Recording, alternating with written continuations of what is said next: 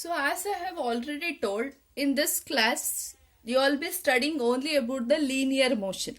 Linear motion is nothing but we will be only studying about motion along a straight line here. So motion along a straight line, to understand that. So for instance, I'll take an example. This is the position O, this is the position A, and this is the position B here. So for example, for a person to travel from O to A is 2 kilometer. Similarly, from A to B is 3 kilometer. So when I ask you, what is the total path traveled by that person from this position to this position? Total path covered. So what you will write the total path covered as from 0 to or O to B. From O to B, what is the total path covered by that person?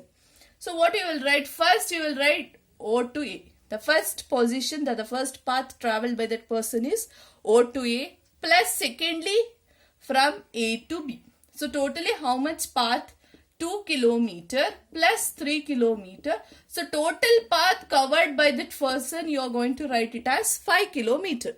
This 5 kilometer, the total path which is traveled by that person is said to be as the distance traveled. So the total path covered by an object. So what is the definition of a distance? I can write as total path covered by an object.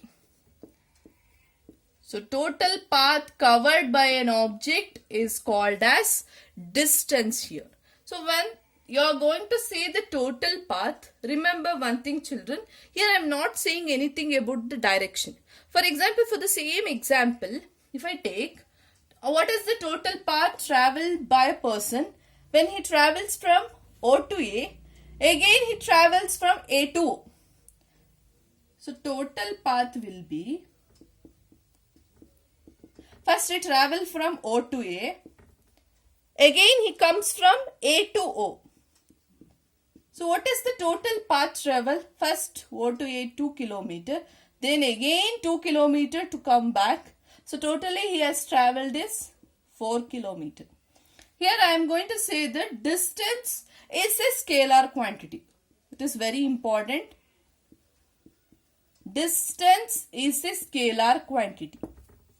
Why distance is a scalar quantity? Because you can observe from O to A he has travelled in this direction. Okay, from A to O he has travelled in this direction. We can't recognize in this case. Okay, in this case we are not able to say in which direction he was moving. So that is why distance is a scalar quantity. It only depends upon the magnitude. Magnitude means how much he has totally covered, but not on the direction, in which direction he first moved or in which direction next he has moved it. So we'll say that distance is nothing but total path covered by an object, and it is also is a scalar quantity, and the unit of distance is meter. That is, here you can see kilometer is there. So the SI unit of distance is meter. Okay. Next is displacement. Displacement is nothing but shortest path covered by an object is called as displacement. What is that shortest path means? For example, I'll take from O to A, again from A to B. For example, a person has to travel from his school to his home. First he has to go from O to A position, that is 2 kilometer he has to travel. Again from A to B he has to travel as 5 kilometer. So when you are saying the distance, you will say that the distance is nothing but total path he has travelled from O position to B position. First he will go to O to A, then A to B. So when you are saying the distance, you will say that distance equals to how much? 7 kilometer. Am I correct? Now displacement is nothing but shortest path covered by an object.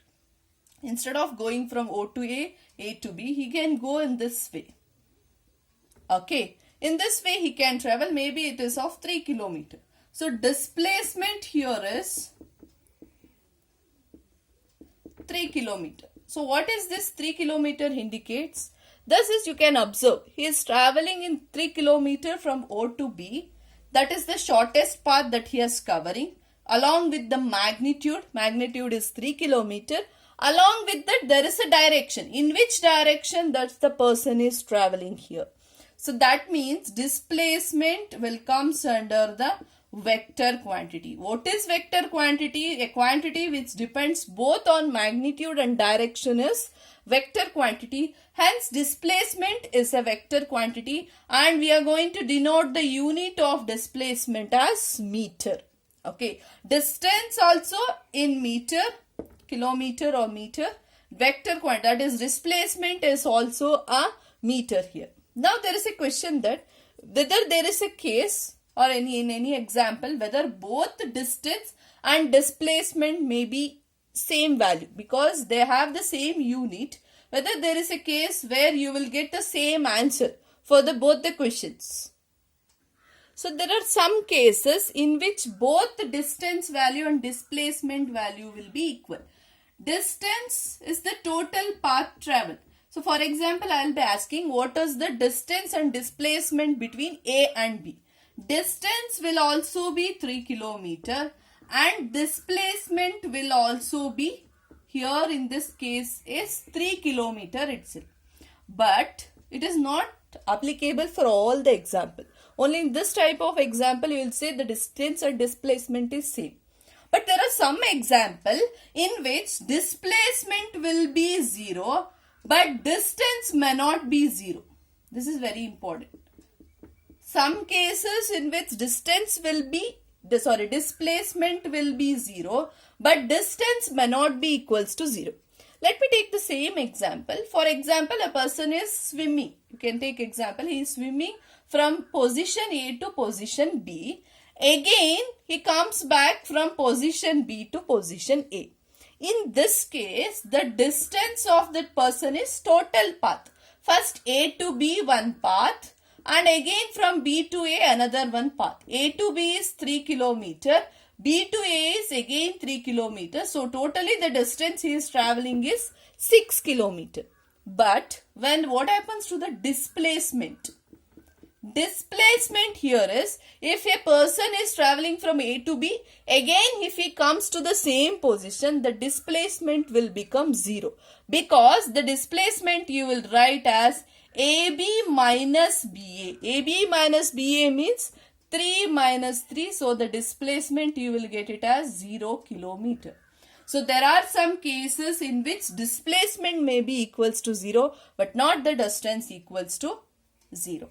Okay, I hope you have understood the concepts, especially very important concept, distance, displacement, and whether distance and displacement are scalar or the vector quantity. Thank you.